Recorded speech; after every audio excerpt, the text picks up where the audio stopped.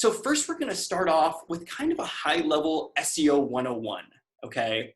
So let's talk about what search engine optimization is conceptually and what it isn't, because there's a lot of misconceptions about what SEO is.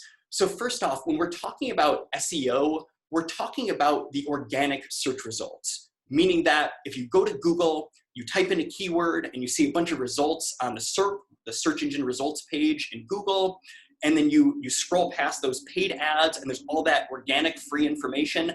That's what we're talking about when we're talking about SEO. So we're not talking about Google ads. We're not talking about pay-per-click or search engine marketing, SEM, Google ads, for example. We're talking about the free traffic that you can get from Google, the organic traffic. Also, a really common misconception with SEO is that the goal is to trick Google. You know, what we're trying to do is figure out tactics, ways that we can manipulate our website in order to trick Google into ranking us. That's really not what modern search engine optimization is about. It's more about working with Google in their guidelines, the way that they want websites to be optimizing in order to gain those organic rankings.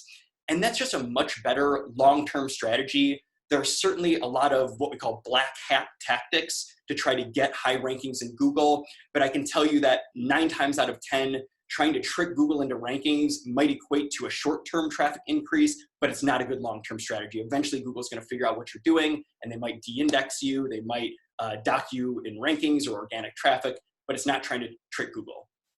It's also not trying to chase one keyword phrase. I see this all the time with people that are reaching out to my company that need help with search engine optimization. They say, okay, I'm an attorney in Chicago, and what I'm looking at is I want to get on the first page of Google for Chicago attorney. That's what I'm looking for.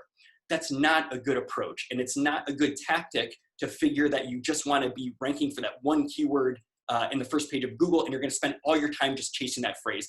A lot of people take that method, and what they end up doing is just producing all this content and doing all this optimization to a particular keyword, and they're spinning their wheels, and they never end up getting rankings. They never end up getting organic traffic back to their website, and it just doesn't work. So we are going to talk about in this session how to perform keyword research and how to figure out those keywords that you do want to target on your website.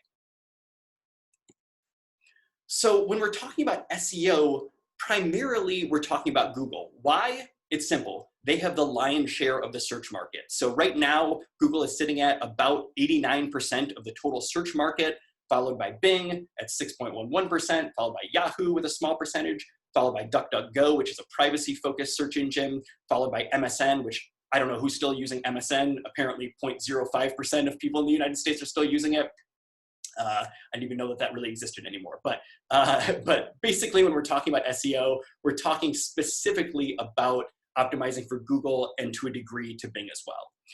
Also, don't forget about YouTube, right? So YouTube is technically the second most popular search engine, but it's a search engine just for video. So obviously, if you're not producing video, if you don't have a YouTube page for your company, it's going to be to a degree irrelevant, even though I do recommend that you create a YouTube page for your company.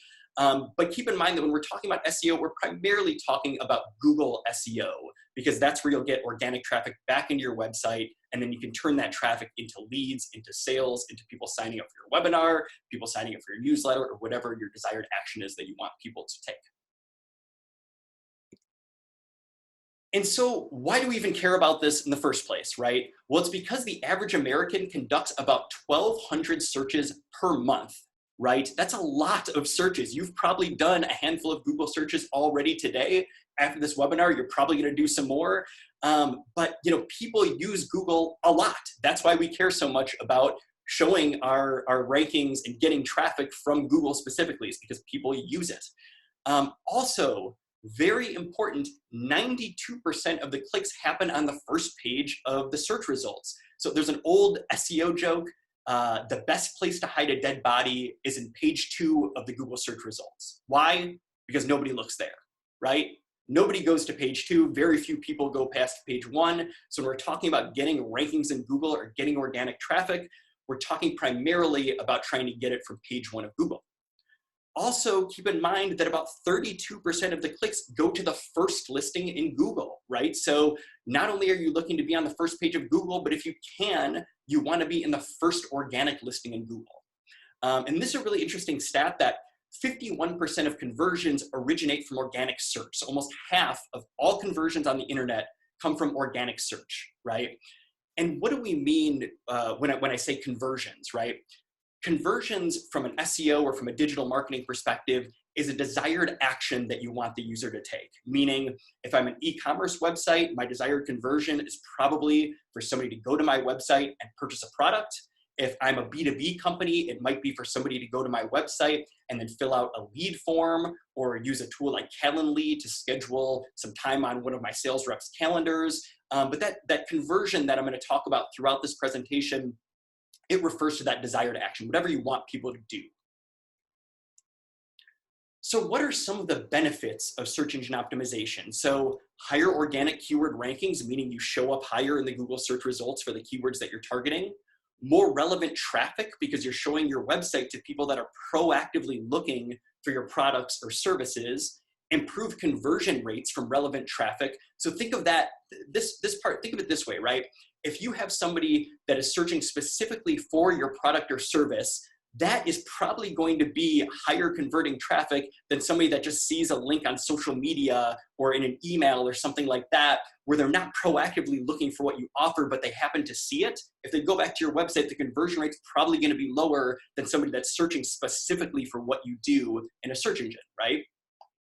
And then increased return visits due to ease of findability, right? Somebody goes to your website and they're interested in your products or services, then they leave Google, then they go back and they type in that product or service again, they're probably gonna see your website high in the Google search results. Keep in mind that Google is storing the history, right? So if you go to a website once and you go back to Google and you're searching for a product or service and you've already been to that website once, they may show you that website again. They're gonna assume that you may be looking for that particular company, right? Increased return visits, very important.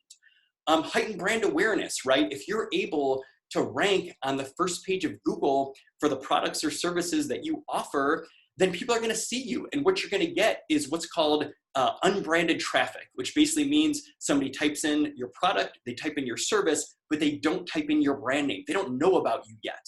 But by searching for your product or service in Google, they may be able to find your company specifically, and then you earn the business, you generate revenue. Earned media coverage from other publications and influencers, right?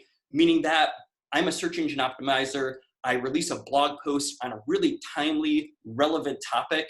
Okay, there's a chance that somebody may see that post if it ranks highly in Google and say, okay, they're the authority on this particular topic. When I'm writing about this topic, I'm gonna link back to them. Or there's a stat on their blog post that I think is interesting, right? So I'm gonna link back to this particular blog post or this website. And then better website usability. Think of it this way, right? If you have your website and you have all of your service pages or your product pages on your website, and somebody goes to Google and they search for that particular product or service, they're probably going to see that landing page that you've created for that product or service. So instead of funneling everyone in through your homepage or through an about page or something like that, you're actually making it so that when people are searching for your product or service, they're actually seeing the relevant page on your website for that product or service. Better website usability, right? SEO can also impact other channels, right? So there's a concept in SEO called SERP domination, which has to do with when you're showing Google ads for a brand, for example. If you go to Google right now and type in Ice Nine Online, you're gonna see a bunch of information about my company. You're also gonna see some paid ads that we're running at the top of the page. We have SERP domination, meaning that we literally have every single spot that you see in Google is either us or it's a company that has reviewed us. It's a placement that we want people to see, right? We're dominating the first page of Google. Then there's budget optimization, right? So if I'm running a bunch of Google Ads campaigns to all these different keywords, but then I start ranking organically for some of those keywords that I'm targeting, it may make it so I don't have to spend so much on ads, right? Because I'm getting that traffic for free through the Google organic results instead of having to pay for it. There's also data sharing, right? So I may identify keywords in SEO that are great keywords that I want to target with ads, or I may find how people are searching online, and then those value propositions or what people are looking for, I can then fold into my advertising creative, right? The ads that I'm showing to people can resonate better with them because I'm actually creating ads based on what they're looking for in Google. And then social media works into SEO. So There's social profiles that'll show up in the search engine results page, meaning you search for a brand.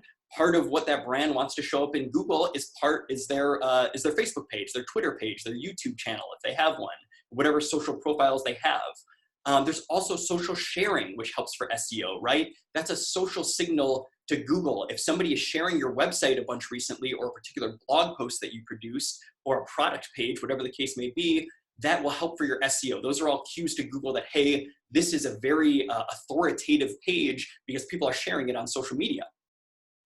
Very important, okay? If you ever go about redesigning your website, I highly, highly recommend that you enlist the help of a search engine optimizer. It will ensure that when you launch the new website, you're not gonna lose all that SEO value that you've built up over months or years. It will dictate your redirect strategies, so your old URLs that point to new URLs on the new website. We're gonna go through that in detail a little bit later, but very, very important to set up what's called 301 redirects if you're moving your URL. Then content gap analysis, right? So what I can do is I can go do keyword research and figure out what my target market actually cares about in relation to my business. And then I can look and say, okay, people are asking this particular question, or they're very interested in this particular aspect of my business. I'm gonna write a blog post about it, or I'm gonna make sure that my product or service pages reflect what people care about in relation to my business, right? So again, SEO has impact on all these other channels.